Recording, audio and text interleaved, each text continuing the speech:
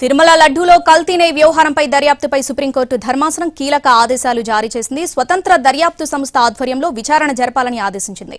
ఇక పూర్తి అప్డేట్స్ మా ప్రతినిధి ప్రసాద్ ఢిల్లీ నుంచి లైవ్ లో అందిస్తారు. ప్రసాద్, ఈ ఇండిపెండెంట్ సిట్ దర్యాప్తు బృందంలో ఏ స్థాయి అధికారులు ఉండనున్నారు? దీనికి సంబంధించి ఆర్డర్ కాపీలో డీటెయిల్స్ ఉన్నాయా?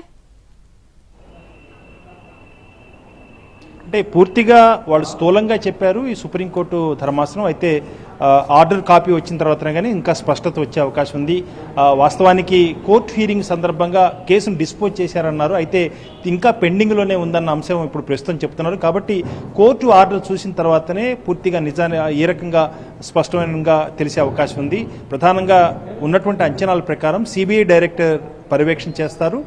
ఆ బృందంలో 5 సభ్యుల బృందంలో సిబిఐ అధికారులు, సీనియర్ అధికారులు మాత్రమే ఉంటారు. వాటిని కూడా వాళ్ళకున్నటువంటి అవగాహన దృష్టిలో పెట్టుకొని సరైనటువంటి అధికారులనే, సమర్థులైన అధికారులనే నియామకం చేయడం జరుగుతుంది. కాబట్టి 2 సిబిఐ అధికారులు, మరొక 2 అధికారులు కూడా రాష్ట్ర ప్రభుత్వం ప్రతిపాదిస్తుంది. ఈ మొత్తం 4తో పాటు భారత ఆహార సంరక్షణ సంస్థ, రక్షణ సంస్థ చెందిన ఒక సీనియర్ అధికారి కూడా ఈ బృందంలో ఉంటారు. కాబట్టి మొత్తం 5 సభ్యులతో కూడినటువంటి ఈ బృందానికి సిబిఐ డైరెక్టర్ పర్యవేక్షణ చేస్తారు.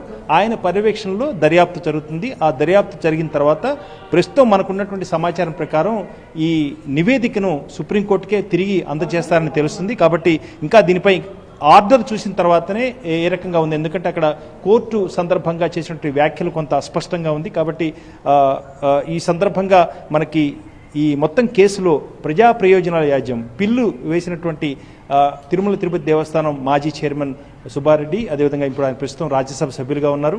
ఆయన ఏ రకంగా ఈ సుప్రీంకోర్టు ధర్మాసనం తీసుకున్న నిర్ణయంపై ఆయనటువంటి అభిప్రాయం తెలుసుకుందాం. సార్, ప్రస్తుతానికి సుప్రీంకోర్టు ధర్మాసనం నిర్ణయం తీసుకుంది. ఒక స్వతంత్ర దర్యాప్తు సంస్థ, 2 సిబిఐ అధికారులు, 2 రాష్ట్ర అధికారులు, మరొక భారత ఆహార సంస్థ చెందినటువంటి అధికారి, మొత్తం 5తో ఒక బృందం ఉంటుంది. ఆ బృందానికి పర్యవేక్షణ మాత్రం సిబిఐ డైరెక్టర్.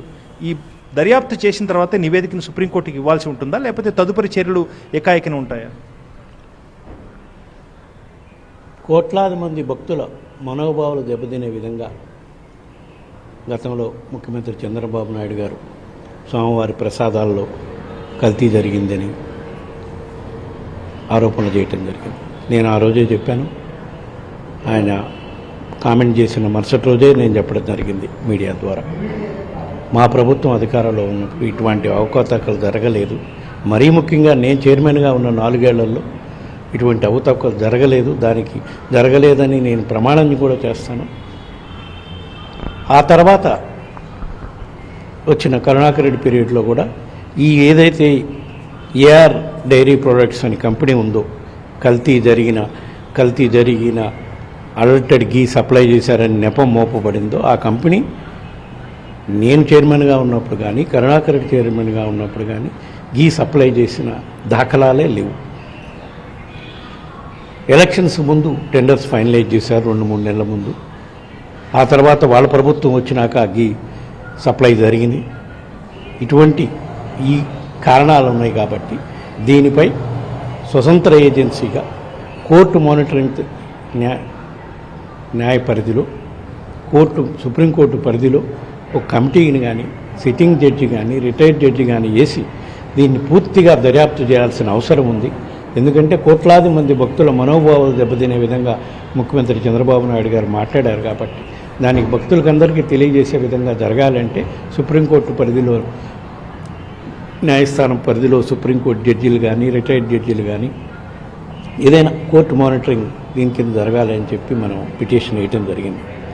ఎందుకంటే మా ప్రభుత్వమే కాకుండా, మా మీద కాకుండా, మా పార్టీ అధ్యక్షుడు జగన్మోహన్ రెడ్డి గారిపై కూడా నిందలు మోపే కార్యక్రమం చేస్తున్నారు. ఎందుకంటే వాళ్ళు ప్రధానంగా చెప్పింది అదే కదా, గత ప్రభుత్వంలో ఈ అవకతవకలు జరిగినాయి అని చెప్పడం జరిగింది.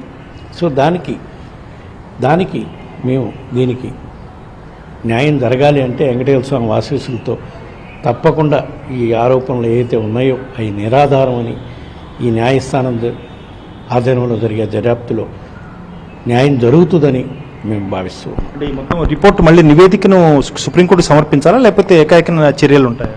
కోర్టులో జరిగిన దాన్ని బట్టి అయితే రిపోర్ట్ మళ్ళీ కోర్టుకి సబ్మిట్ చేయాలని నేను భావిస్తున్నా. వాస్తవాలు ఆర్డర్స్ వస్తే కానీ, బయటకు వస్తే కానీ సాయంకాలంలోపు పూర్తిగా ఏ విధంగా ఆర్డర్స్ ఉంటాయి అనే దాని మీద సిట్ వరకు సపరేట్ సిట్ వేస్తున్నామని కోర్టులో చెప్పడం జరిగింది. సెంట్రల్ గవర్నమెంట్ నుంచి 2 అధికారులు, స్టేట్ గవర్నమెంట్ నుంచి 2 అధికారులు, ఫుడ్ టెక్నాలజీ నుంచి, ఫుడ్ ఇన్స్టిట్యూట్ నుంచి, దేశవ్యాప్తంగా ఉండే ఫుడ్ భారత ఆహార సేఫ్టీ అండ్ సెక్యూరిటీ రక్షణ శాఖ నుంచి ఒకరు, దానిపై సిబిఐ ఆధ్వర్యంలో సీనియర్ ఆఫీసర్ ఆధ్వర్యంలో ఎంక్వైరీ జరుగుతుందని చెప్పారు. అది కోర్టుకు సబ్మిట్ చేస్తారో లేదా వాళ్లే నిర్ణయం తీసుకుంటారా అనేది కోర్టు ఆర్డర్స్, రిటర్న్ ఆర్డర్స్ వస్తే కానీ మనకు కొంచెం క్లారిటీ రాదు. అప్పటి వరకు మనం దాని మీద ఇంతకన్నా ఎక్కువ కామెంట్ చేయడం కూడా బాగుంటుంది. ఎందుకంటే ఈ విషయం కోర్టు పరిధిలో ఉందని నేను భావిస్తున్నాను. సరే, మొత్తం అంటే మీకు ఒక సంతృప్తి కలిగిందా? మొత్తం మీరు అనుకున్న మేరకు ఒక కమిటీ స్వతంత్ర సంస్థ దర్యాప్తు చేయడం అన్నది ఒక మీకు తృప్తికరంగా ఉంది? అత్యున్నత న్యాయస్థానం చెప్పినాక తప్పకుండా న్యాయం జరుగుతుందనే భావిస్తున్నాను నేను. ఆ స్వామి ఆశీస్సులతో తప్పకుండా న్యాయం జరుగుతుంది అని అనిపిస్తుంది. ఇదేదో నా విజయమో వైఎస్ఆర్ కాంగ్రెస్ పార్టీ విజయంగానో నేను భావించట్లా. కోట్లాది మందుల భక్తులకి సంబంధించిన విషయం కాబట్టి తప్పకుండా న్యాయం జరుగుతుందని నేను భావిస్తున్నాను. మీ హయాంలో మీ ప్రభుత్వ హయాంలో ఇలా జరిగిందని ఇలాంటి ఆరోపణలు రావడం బాధగా అనిపించిందా మీకు? తప్పకుండా చాలా బాధాకరణం. ఈ 10 రోజుల నుంచి వాళ్ళ ఎస్పెషల్లీ ఎన్డీఏ కూటమి పక్షాలు చేస్తున్న ఆరోపణలు చూస్తే చాలా బాధాకరమైన సంఘటనలు జరిగాయి. సరే, వాటన్నిటి గురించి ఇప్పుడు నేను మాట్లాడదలుచుకోలే. కోర్టు పరిధిలో, సుప్రీంకోర్టు పరిధిలో విచారణ జరుగుతుందని నేను భావిస్తున్నా. తప్పకుండా న్యాయం జరుగుతుందని నేను భావిస్తున్నాను. ప్రభుత్వం మారుతున్న క్రమంలో భాగంగా ఈ కాంట్రాక్టర్లు ఏమన్నా అడ్వాంటేజ్గా ఏమన్నా తీసుకున్నారా? ఏమో కారణాలు తెలియాలి, ఎంక్వైరీలో అయ్యేదే. నేను అదే చెప్పా కదా, మా ప్రభుత్వం అధికారంలో ఉన్న 5 ఏళ్లలో, నేను చైర్మన్గా ఉన్నప్పుడు 4 ఏళ్లలో కానీ, నా తర్వాత కరుణాకర్ రెడ్డి చైర్మన్గా ఉన్న 9 నెలలో 10 నెలలో ఉన్నారు. అప్పుడు కానీ ఈ సప్లయర్ ఏఆర్ డైరీ ప్రొడక్ట్స్ అనే సప్లయర్ గీ సప్లై చేసిన దాఖలాలే లేదు. కొత్త ప్రభుత్వం అధికారంలోకి వచ్చినాక జూన్ 12 తర్వాత, జూన్ 10వ తారీఖు తర్వాత ఎప్పుడో సప్లై స్టార్ట్ చేశారు. అంటే వీళ్ళు టెండర్లు దానికన్నా 1 నెల ముందో 2 నెలల ముందో పిలిచుంటారు. అప్పటికి నేను అనుకోవటం అయితే మార్చి 16 నుంచి ఎలక్షన్ కోడ్ అమల్లో ఉంది కాబట్టి బోర్డు ఉన్నా కూడా వాళ్ళకి అధికారాలు పనిచేయదు, అధికారాలు ఉండవు. అధికారులే నిర్ణయం తీసుకోవడం జరుగుతుంది.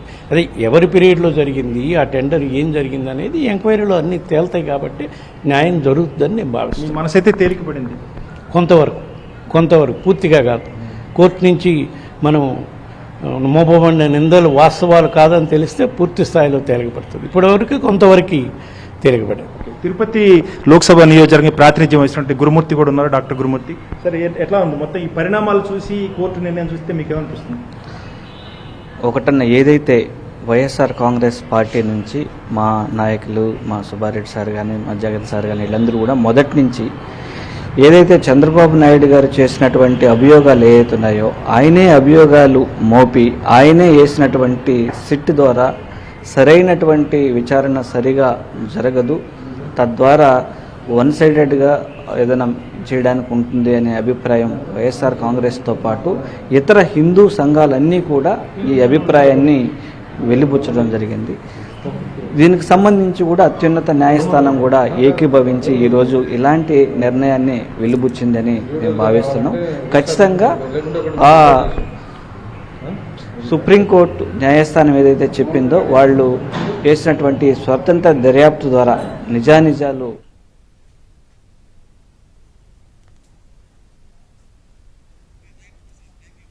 Right Prasad, thanks for the updates.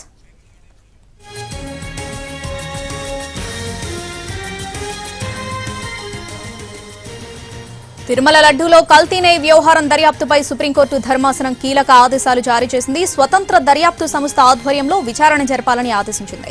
CBI director పర్యవేక్షణలో లడ్డూ ప్రసాదం కల్తీ వ్యవహారంపై దర్యాప్తు జరుగుతుందన్నారు జస్టిస్ గవాయ్.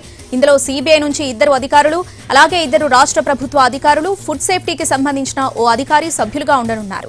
మరోవైపు ప్రసాదంలో నిజంగా కల్తీ జరిగితే మాత్రం అది ఆమోదయోగ్యం కాదన్నారు జస్టిస్ గవాయ్.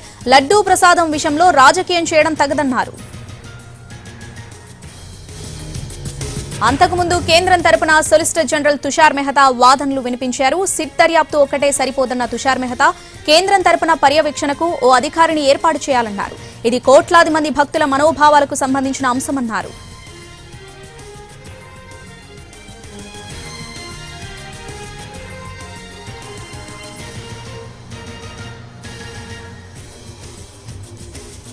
లడ్డూ కల్తీ వివాదంలో దర్యాప్తునకు ప్రత్యేక సిట్ ఏర్పాటు చేయడాన్ని టీటీడీ మాజీ చైర్మన్ భూమన కరుణాకర్ రెడ్డి స్వాగతించారు.